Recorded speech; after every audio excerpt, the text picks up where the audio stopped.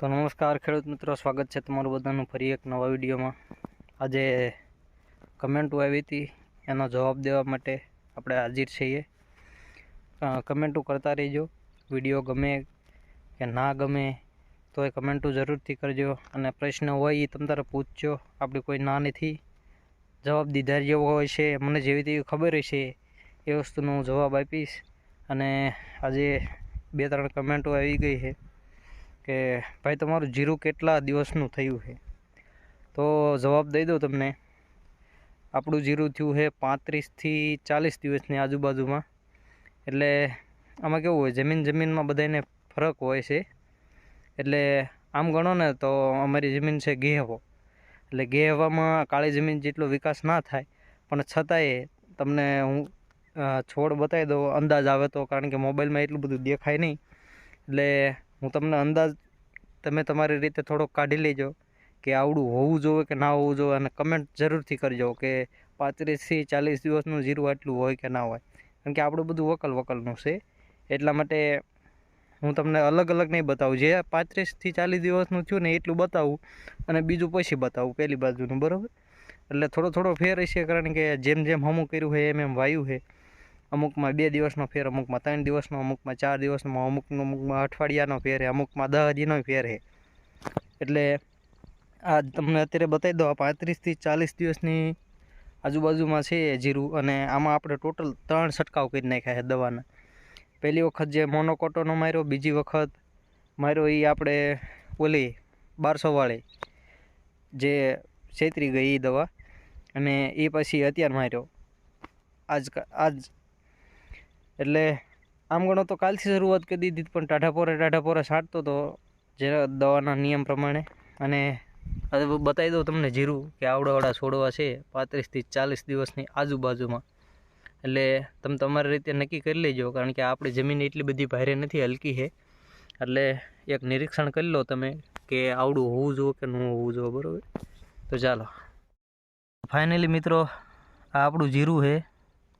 હવે અંદાજ તમે કાઢજો કે આટલું, જો સરખી રીતે એટલા છોડવા છે, અને બધું એવડું છે, કારણ કે ઉપર ફોન રાખીને હાલતા હોય ને એટલે તમને એટલો બધો અંદાજ અને અનુભવ ન આવે। આ દેશીના છોડવા, આ થોડાક ઊંચાઈ છે, બાકી બીજું જો પરફેક્ટ ઈ માપનું જ છે। અને હવે કંઈક સારું લાગે છે, ઘણું બધું સારું।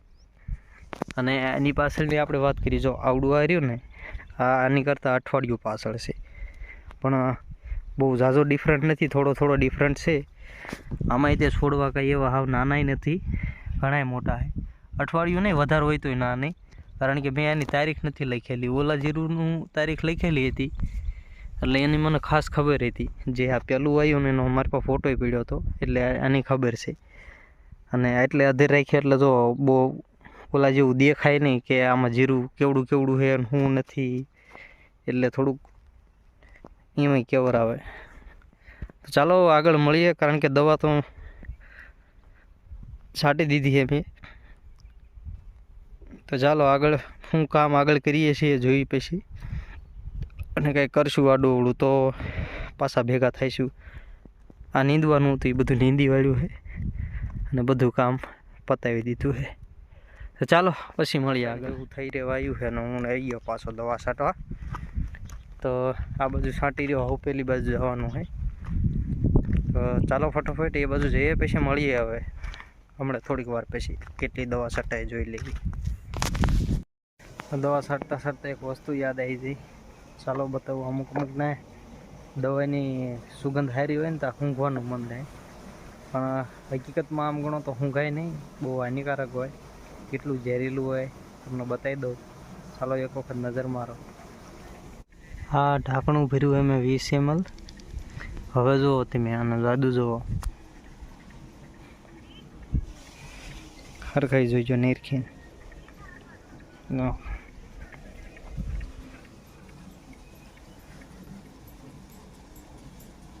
કઈ નજરમાં આવ્યું? આ વસ્તુ નડે તો જે કોઈ વ્યક્તિને ઊંઘવાની આદત હોય તો મેકી દીજો। ધુમાડા નીકળ્યા એ તો તમારી નજરમાં આવ્યા હોય કે ન આવ્યા હોય, પણ આંખુંથી ખરેખર દેખાય છે મને.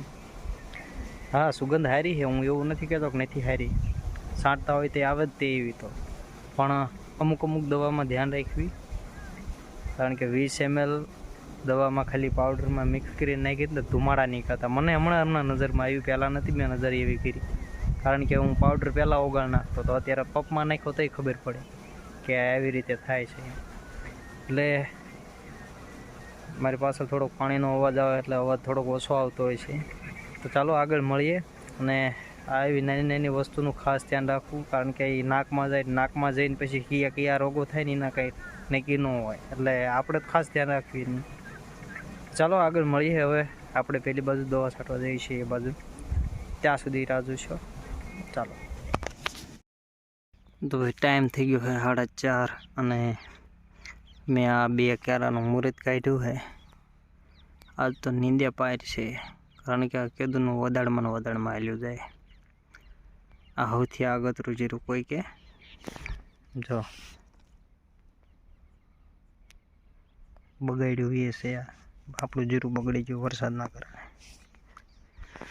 તો જોયું કેટલું નીંદાય છે, બાકી નીંદા સિવાય જવાનું નહીં. એટલે 2 આખા કેરાને અડધા છે, એક અહીંથી એક અહીંથી અને આમાં સુધી છે. તોરિયાની આ બાજુ આ કૂતરો કેવો ભાંગે છે. ચાલો આગળ મળીએ. તો ફાઇનલી 1 કેરો નીંદાઈ ગયો છે, અને હવે આ 1 કેરો રહી ગયો છે. સવારમાં ધાબા પર સૂતો હોય ને સીધું આ દેખાતું હતું, આ 2 કેરામાં. એટલે આ બધું સવારથી આજ નીંદવાનું જ છે. અને બીજી વાત એ કહી દઉં કે એક આગળ મેં વિડીયો બનાવ્યો હતો, હું કહેતો ને પાણીના કારણે જીરું બળે છે.